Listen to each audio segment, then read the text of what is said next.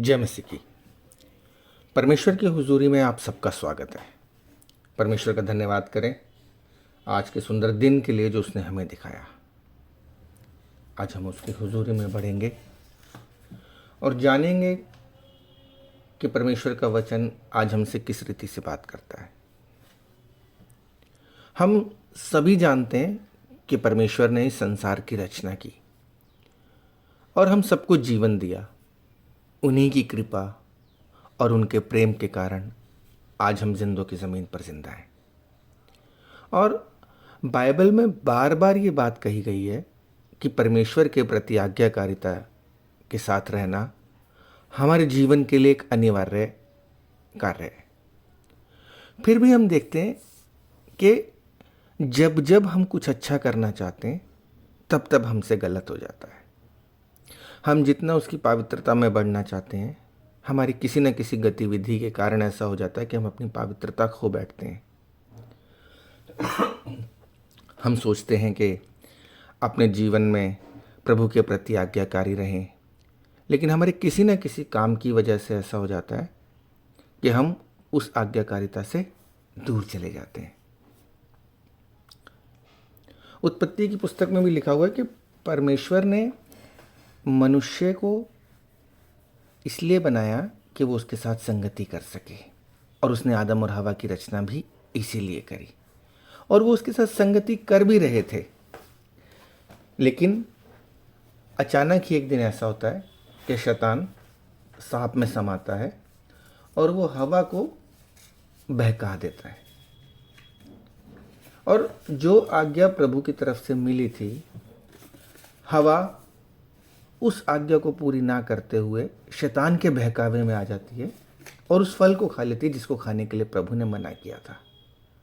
आज हम यही चीज़ समझने की कोशिश करेंगे कि ऐसा हमारे जीवन में क्यों होता है कि हम अपने प्रभु परमेश्वर की, जिन्होंने हमें बनाया है, हम उनको छोड़कर, उनकी आज्ञा को ना मानकर दूसरी राह पर चले जाते हैं। हमारे जीवन में कई बार ऐसी स्थितियां आती हैं जब हम अपनी निजी सुख सुविधाओं और इच्छाओं को परमेश्वर की इच्छाओं के ऊपर रख देते हैं।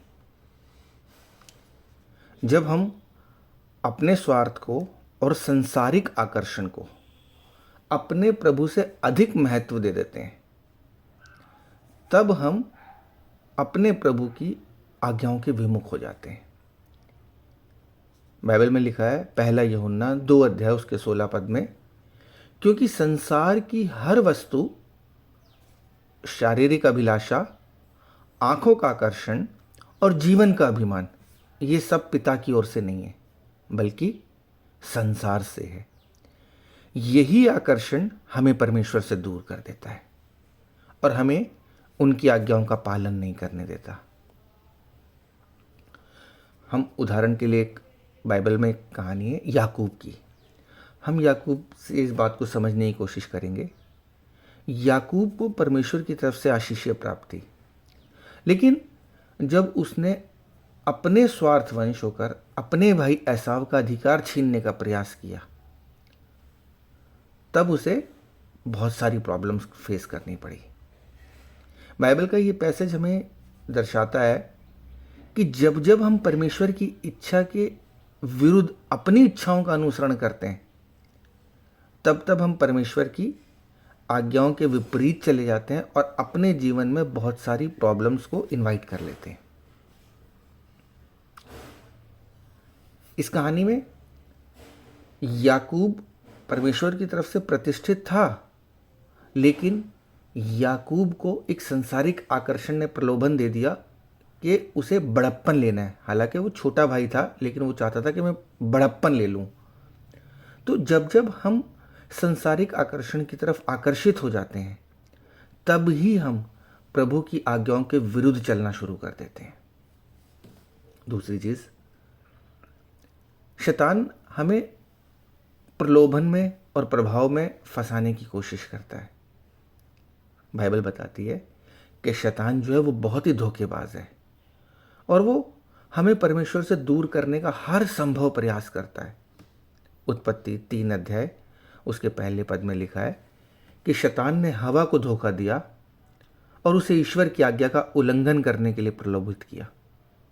हमारे जीवनों में भी शैतान कई बार हमें ऐसे ही प्रलोभन देता है ताकि हम उन प्रलोभन में फंस जाएं और परमेश्वर के प्रति आज्ञाकारी नहीं रहें। ये संसार हमें कई रीति से बहलाने की कोशिश करता है, धन से, शक्ति से, सम्मान की चाह से, और क्या होता है इनमें हम फंसकर अक्सर अपने नैतिक मूल्यों से समझौता कर लेते हैं और परमेश्वर की आज्ञाओं का पालन नहीं करते।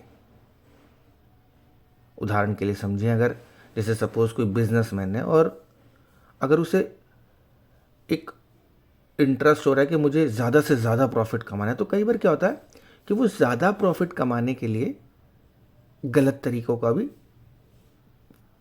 को भी फॉलो करने लग जाता है अपनी लाइफ में। तो होता क्या है, इस तरीके के रास्तों को अपनाने से वो परमेश्वर की आज्ञाओं के विरुद्ध हो जाता है। अगर वो मेहनत करे, सही रीति से चलाए और धन अर्जित करे तो कुछ गलत नहीं, लेकिन क्या है, वो शॉर्टकट के चक्कर में गलत तरीकों को अपना लेता है और उन्हीं गलत तरीकों को अपनाना परमेश्वर की आज्ञाओं के विरुद्ध जाना है। तीसरी और एक मेन इंपॉर्टेंट चीज होती है हमारे अंदर की दुर्बलताएं और अस्थिरताएं। हम सभी के जीवन में कुछ ना कुछ दुर्बलताएं होती हैं। वो क्रोध के रूप में हो सकती है, हमारे अभिमान के रूप में हो सकती है, या फिर डाउट के रूप में हो सकती है। ये दुर्बलताएं जो होती हैं हमारे और परमेश्वर के बीच में आ जाती हैं। रोमियो 7 अध्याय उसके 19 पद में पौलुस कहता है, क्योंकि जिस भले कार्य की मैं इच्छा करता हूं उसे नहीं करता, परंतु जिस बुराई की मैं इच्छा नहीं करता उसी को करता हूं। इसी प्रकार हम अपनी दुर्बलताओं के कारण परमेश्वर की आज्ञाओं का उल्लंघन कर बैठते हैं। उदाहरण के रूप में हम इसको समझने की कोशिश करेंगे। अगर हम संसारिक दृष्टि से देखें तो कई बार क्या होता है, एक व्यक्ति है जिसको ना झूठ बोलने की एक आदत होती है ना, और उस व्यक्ति को पता होता है कि वो झूठ बोल रहा है और झूठ बोलना गलत है, लेकिन क्या होता है फिर भी वो अपनी रक्षा के लिए या अपने किसी छोटे से लाभ के लिए वो झूठ बोल देता है। ये क्या है, ये एक्चुअली उसकी दुर्बलता है, उसकी अस्थिरता है कि वो अपने उस नैतिक मूल्यों के ऊपर स्थिर नहीं रह पाता। कहीं ना कहीं वो अपने अंदर अपनी कमजोरी को, अपनी दुर्बलताओं को महसूस करता है और वो इस कारण परमेश्वर की आज्ञाओं का उल्लंघन कर बैठता है। लेकिन एक मसीही होने के नाते हमें अपने जीवन में इस बात को समझना होगा कि हमारे जीवन में प्रॉब्लम कोई भी क्यों ना हो, हमें उस प्रॉब्लम में अपने प्रभु परमेश्वर को याद रखना है।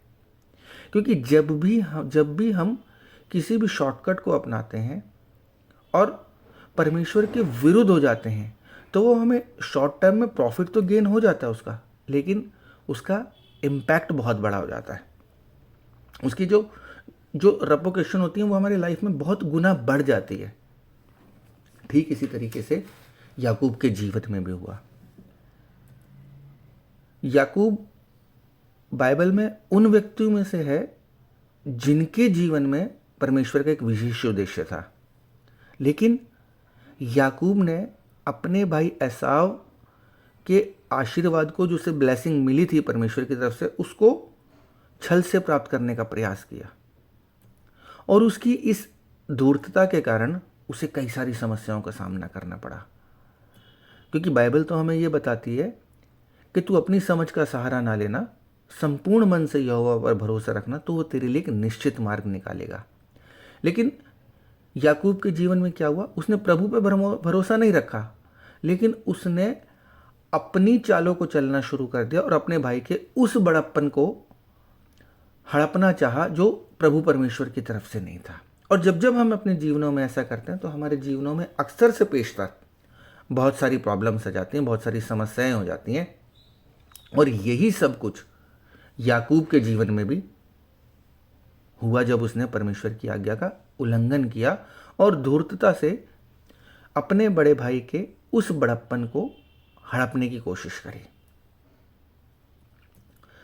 होता क्या है कि जब हम इन चीज़ों को करते हैं तो इन चीज़ों के लिए हम लोग ना छल करना शुरू कर देते हैं, दूसरे रास्तों को अपनाना शुरू कर देते हैं। बाइबल बताती है याकूब ने अपने पिता इसहाक से आशीर्वाद प्राप्त करने के लिए अपनी माता रिबका के साथ उसकी योजना के अंतर्गत एसाव का भेष बनाया। उसने अपने पिता से झूठ बोला और छल के माध्यम से आशीर्वाद प्राप्त किया। उत्पत्ति की पुस्तक 27 अध्याय उसके 19 से 24 पद में लिखा हुआ है कि याकूब ने अपने पिता से कहा, मैं तेरा ज्येष्ठ पुत्र एसाव हूं, क्योंकि जो एसाव था वो रोएदार पुरुष था। और बाइबल बताती है कि जो उसकी माता रिबका थी उसने जो बकरी थी उसकी खाल उसके हाथ पर लगा दी थी, ताकि जब उसका पिता उसे छुए तो उसे वो रोएदार महसूस हो। और जब उसकी आवाज़ से उसने उसको पहचानने की कोशिश करी, क्योंकि वो बुज़ुर्ग हो चुका था, उसे आंखों से कम दिखता था, तो जब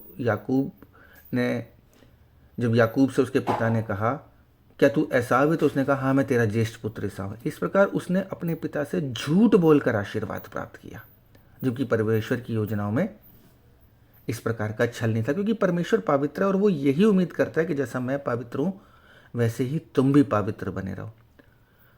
और जब भी हम कोई चीज़ जो हमारी है नहीं और छल से उसको प्राप्त करने का प्रयत्न करते हैं, तो अक्सर से पेशतर हमारे जीवनों में परेशानियां आ जाती हैं, और वो परेशानियां किसी भी रूप में आ सकती हैं। उस पाप का परिणाम बहुत ही भयंकर हमारे जीवनों में हो सकता है। याकूब के जीवन में जब उसने ये आशीर्वाद एक अनुचित रीति से प्राप्त किया, तो उसके जीवन में भी कई सारी समस्याओं का उसे सामना करना पड़ा। याकूब को एसाव के क्रोध से बचने के लिए अपने ही घर से भागना पड़ा। सोचो, जिस घर के लिए उसने अपने पिता से आशीष मांगी, उसी घर को उसे छोड़कर भागना पड़ा और उसे एक अजनबी भूमि में अकेले रहना पड़ा। बाइबल बताती है उत्पत्ति 27 अध्याय उसके 41 से 43 पद में कि एसाव ने याकूब को मार डालने का निश्चय किया था, जिसके कारण याकूब को अपने परिवार से दूर जाना पड़ा। ये याकूब के लिए एक बहुत ही कठिन समय था, क्योंकि वे अपने घर, अपनी भूमि और अपने प्रियजनों से अलग हो गया। तो मेरे अजीजों, हमारे जीवन में अक्सर से पेशतर ऐसा होता है, जिस चीज़ को हम पाने के लिए गलत तरीका अपनाते हैं, वही चीज़ हमारे लिए जीवन में फिर दुख का कारण बन जाती है।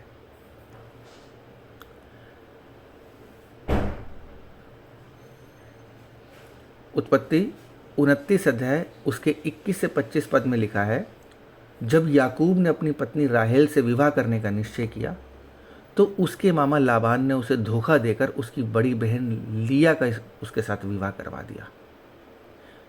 अगर हम दूसरे शब्दों में समझने की कोशिश करें तो यह परमेश्वर का न्याय था जो उसने याकूब के साथ किया। क्यों? क्योंकि उसने अपने भाई का हक अपने भाई से छल के द्वारा ले लिया, क्योंकि उसे पता था कि मेरे भाई को भूख लगी है, और उसने दाल के लालच में अपने बड़प्पन को अपने भाई याकूब को बेच दिया, और याकूब ने उस स्थिति का फ़ायदा उठाया। तो अजीज़ों, जैसा हम करेंगे वैसा ही हमारे जीवन में हमें सामना करना पड़ेगा। ये हमारी करी हुई उन बुराइयों का असर है जो हमारे जीवन में आएंगी, हमारे उस गलत काम की वजह से जो हमने गलत रीति से किया होगा। बाइबल बताती है याकूब की 2 पत्नियां थी, लेया और राहेल, और इनके बीच जो ईर्ष्या और द्वेष था, उनके परिवार में उसने कलह, लड़ाई, झगड़े उत्पन्न कर दिए। और ऐसा हुआ क्यों? ऐसा हुआ उनकी संतान की वजह से। उत्पत्ति 30 अध्याय उसके 1 से 2 पद में लिखा हुआ है, राहेल को जब संतान नहीं हुई तो वे अपने पति याकूब से नाराज हो गई। याकूब का परिवार ईर्ष्या, जलन और दुख का शिकार हो गया, और ये सब उसकी गलतियों और छल का परिणाम था। अगर देखें तो वो राहेल को सबसे ज़्यादा प्यार करता था। राहेल की वजह से ही उसने अपने मामा लाबान के यहाँ पर नौकरी करी, और उसको लिया मिली, राहेल नहीं मिली। और राहेल के लिए उसने फिर 7 वर्ष वहाँ पर नौकरी करी, बेकारी करी। लेकिन परमेश्वर की तरफ से राहेल की कोख बंद थी। ऐसा क्यों हुआ? ऐसा इसलिए हुआ क्योंकि याकूब ने कार्यों को उन रीति से किया जो रीति प्रभु की तरफ से उचित नहीं थी। जब जब हम अपने जीवन में कार्यों को अनुचित रीति से करना शुरू करते हैं तो परमेश्वर की तरफ से जो आशीष के द्वार होते हैं वो दरवाजे हमारी ज़िंदगियों में बंद हो जाते हैं। और याकूब के जीवन में यही हुआ और बाइबल यही हमें समझाना और सिखाना चाहती है। हर एक पात्र के माध्यम से बाइबल में जितने भी पात्र हैं उनके द्वारा यही समझाना चाहती है कि तुम अनुचित रास्ते का इस्तेमाल मत करो, अपने प्रभु परमेश्वर पर भरोसा रखो, निश्चित समय पर उचित रीति से वो तुम्हें बढ़ाएगा। बाइबल में बड़े अच्छी रीति से लिखा हुआ है, तुम प्रभु के हाथ के नीचे दीनता से रहो तो वो उचित समय पर और उचित रीति से बढ़ाएगा, क्योंकि प्रभु अपने कार्यों को सही समय पर और शीघ्रता के साथ करता है, क्योंकि प्रभु को हमारा ध्यान है। मेरे अजीजों, इस कहानी के माध्यम से प्रभु परमेश्वर जो हमें सिखाना चाहता है वो यही है कि हम अपने जीवन में अनुचित रीति को धारण ना करें और उचित रीति से प्रभु की नज़दीकी में बढ़ें। हमें अपने आप को प्रभु के नज़दीक रखना पड़ेगा, प्रार्थना के द्वारा अपने मन को स्थिर करना पड़ेगा, ताकि हम प्रार्थनाओं में रहकर अपने मन को स्थिर करें और प्रभु से लो लगाएं, ताकि ये व्यर्थ के विचार हमारे जीवनों में दाखिल ना हो पाए और हम कभी भी अपने जीवन में अनुचित रास्ते का सहारा न लें। पहला थिस्सलुनीके 5 अध्याय उसके 17 पद में इसीलिए लिखा हुआ कि निरंतर प्रार्थना करते रहो, क्योंकि प्रार्थना से क्या होता है, प्रार्थना से हम परमेश्वर के करीब आते हैं और हमें उनकी आज्ञाओं का पालन करने की एक आत्मिक शक्ति मिलती है। प्रार्थना से हमारे मन में शांति आती है और हम शैतान के प्रलोभनों का सामना करने में सक्षम हो जाते हैं, क्योंकि बाइबल बताती है जब तुम मेरी हुजूरी में बैठोगे तो परमेश्वर का आत्मा तुम्हारी सहायता करेगा।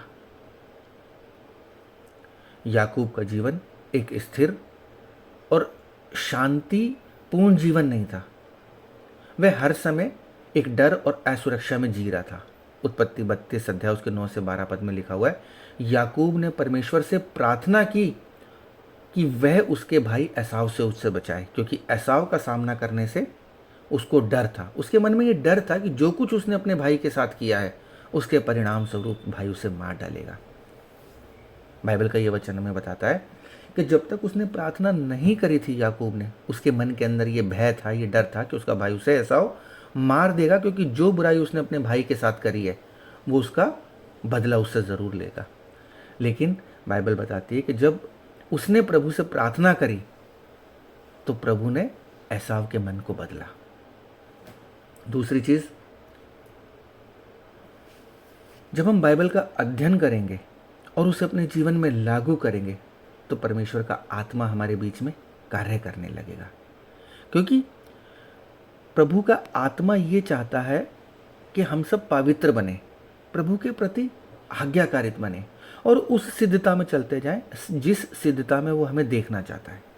दूसरा तीमुथियुस 3 अध्याय उसके 16 पद में लिखा हुआ है, संपूर्ण पवित्र शास्त्र परमेश्वर की प्रेरणा से लिखा गया और ये शिक्षा देने, डांटने, सुधारने और धार्मिकता में परीक्षित करने के लिए उपयोगी है। बाइबल का अध्ययन करने से हमें ये समझ में आता है कि परमेश्वर हमसे क्या चाहते हैं और यही हमें सही मार्ग पर चलने की प्रेरणा भी देता है।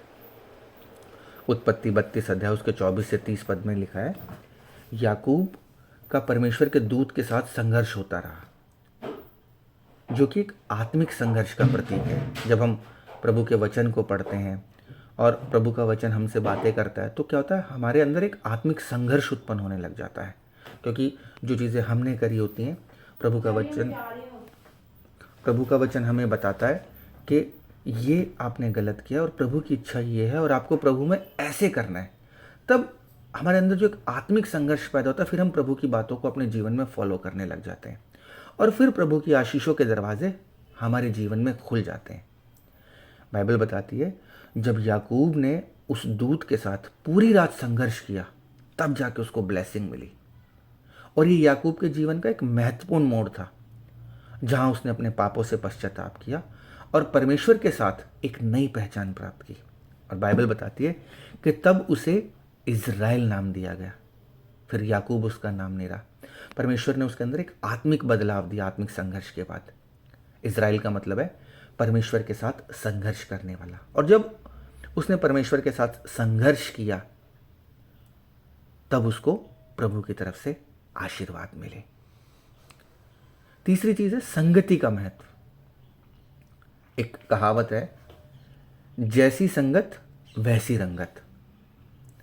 अगर हम बुरे लोगों के साथ संगति करेंगे तो हमारी संगत बुरी हो जाएगी। बचपन में हमें एक कहानी सिखाई जाती थी कि एक टोकरी थी, उसमें 10 सेब अच्छे थे और एक सेब बुरा था, यानी कि खराब सेब था। तो हुआ क्या, वो पूरी रात होते होते होते उस खराब सेब ने बाकी जो अच्छे सेब थे उनको भी बुरा कर दिया। तो बुरे लोगों की संगति करने से हमारे जीवन में दुर्बलताएं आएंगी, बुराई आएगी, परेशानी आएंगी। और अच्छे लोगों के साथ अगर हम संगति करेंगे तो क्या होगा, हम अपनी दुर्बलताओं पर काबू पा सकते हैं। इसलिए तो इब्रानियों 10 अध्याय उसके 24 से 25 पद में लिखा गया है कि हम एक दूसरे को प्रोत्साहित करना चाहिए और परमेश्वर की सेवा के लिए उत्साहित करना चाहिए। यहाँ कह रहा है कि हमें एक दूसरे को प्रोत्साहित करना चाहिए और परमेश्वर की सेवा के लिए उत्साहित करना चाहिए। एक अच्छा काम बता रहा है। तो जब हम प्रभु के वचनों को पढ़ेंगे और प्रभु की संगति में चलेंगे तो क्या होगा, परमेश्वर की अच्छी संगति हम पर अच्छा असर डालने लगेगी। जो लोग कोयले के कारखाने में काम करते हैं ना, उनके हाथ और उनके शरीर काले हो जाते हैं। लेकिन अगर कोई इत्र की दुकान पर काम करता है तो उसके पास से खुशबू आने लगती है, उसका जीवन महकने लगता है। ठीक इसी तरीके से अगर हम अपने आप को प्रभु की संगति में रखेंगे, आत्मिक लोगों की संगति में रखेंगे, तो क्या होगा, हमारे अंदर से हमारी बुराइयां दूर हो जाएंगी और जैसा प्रभु का आचरण है वही आचरण हमारे अंदर इनकलकेट हो जाएगा। बाइबल बताती है जब परमेश्वर ने याकूब को देखा और याकूब ने अपना पश्चाताप किया और वो परमेश्वर के दूत के साथ लड़ा, उसने अपनी क्षमा मांगी, उसे एक नया नाम और आशीर्वाद दिया गया, तब परमेश्वर की तरफ से उसके लिए ब्लेसिंग मिली। क्यों? क्योंकि जब हम अपनी गलतियों को मान लेंगे और प्रभु परमेश्वर के आचरण को अपने अंदर धारण कर लेंगे, तब प्रभु परमेश्वर की तरफ से हमारे जीवन में बदलाव आना शुरू हो जाएगा और उसकी जो अच्छाइयाँ और जो खूबियाँ हैं वो हमारे जीवन में पनपने लगेंगी। और वो सारे अच्छाई के फल, वो सारे धार्मिकता के गुण, वो सारी आज्ञाकारिता, वो सारी पवित्रता हमारे जीवन में विद्यमान हो जाएगी। बाइबल हमें सिखाती है कि हमें परमेश्वर के प्रति आज्ञाकारी और विनम्र रहना चाहिए, क्योंकि केवल वही हमारे जीवन का मार्गदर्शन करने में सक्षम है। इसलिए मेरे अजीजों, हम अपने जीवन को प्रभु को समर्पित करें ताकि प्रभु हमारे जीवनों को लेकर और हमें अच्छी महिमा के लिए इस्तेमाल कर सके। याकूब का जीवन आज हमें ये सिखाता है कि हमें छल और कपट का मार्ग कभी भी जीवन में स्थायी आशीर्वाद और शांति हमारे जीवनों में नहीं ला सकता। परमेश्वर की इच्छाओं का पालन करना ही हमारे जीवन में स्थायी आशीर्वाद और सच्चाई और सच्ची शांति का मार्ग हमारे जीवन में ला सकता है। याकूब को अपनी धूर्तता का, अपनी गलती का परिणाम भुगतना पड़ा, लेकिन जब उसने सच्चे हृदय से परमेश्वर की ओर लौटकर आत्मिक संघर्ष का सामना किया, तब उसे परमेश्वर का वास्तविक आशीर्वाद प्राप्त हुआ। हम सब परमेश्वर की सृष्टि हैं और हमें उनके प्रति आज्ञाकारी रहना चाहिए। यद्यपि संसार में बहुत सी चीज़ें हमें आकर्षित कर सकती हैं, प्रलोभन दे सकते हैं और हमारी दुर्बलताओं में हमें गिरा भी सकते हैं, लेकिन बाइबल बताती है तुम्हारे लिए तुम्हारा एक सहायक मौजूद है। जब जब तुम गिरने लगोगे तब तब वो तुम्हारी सहायता के लिए तैयार है, वो तुम्हें गिरने ना देगा। बशर्ते हम परमेश्वर पर अपना ध्यान रखें, हम बाइबल अध्ययन करें और अच्छी संगति का पालन करें, तो हम परमेश्वर के प्रति आज्ञाकारी रहेंगे और तब प्रभु परमेश्वर हम पर पूर्ण रूप से हमारी सहायता करेंगे और हमें हर जगह गिरने से बचाए रखें। हमें उन पर भरोसा रखना चाहिए और उन्हीं की कृपा से अपने जीवन को उनके निर्देश अनुसार ढालना चाहिए। प्रभु पिता परमेश्वर, हम आपका धन्यवाद और शुक्र करते हैं आपकी इन अच्छी शिक्षाओं के लिए जो हमें बताती है कि हमें संसार के प्रलोभन में नहीं फंसना, हमें अनुचित रीतियों का पालन नहीं करना, बल्कि हमें परमेश्वर की संगति में रहकर परमेश्वर की वचनों को पढ़कर उसकी आत्मा में होकर उन अच्छी शिक्षाओं का अपने जीवन में अनुसरण करना है जिसका उसने हमसे वादा किया है। क्योंकि वो हमसे कहता है तुम पवित्र बनो क्योंकि मैं पवित्र हूँ। सो मेरे पिता परमेश्वर, आप पवित्र आत्मा को हमारे बीच में कार्य करने दें ताकि पवित्र आत्मा हमारी मदद करे कि हम अपने प्रभु परमेश्वर के प्रति जिन्होंने हमें बनाया है हम उनके प्रति आज्ञाकारी रहें, पवित्रता के साथ चले और विश्वास योग्यता के साथ रहते हुए उनकी सहभागिता को प्राप्त करें और जब तक जिंदों की ज़मीन पर जिंदा है उनकी बातों को अपने जीवन में सीख कर उनके अनुसार अपना जीवन व्यतीत कर सके ताकि उनकी तरफ से हम आशीर्वाद को प्राप्त करने वाले हो सके। प्रभु यीशु मसीह के नाम में होकर मांगते हैं, सुने और कबूल करें। आमीन आमीन।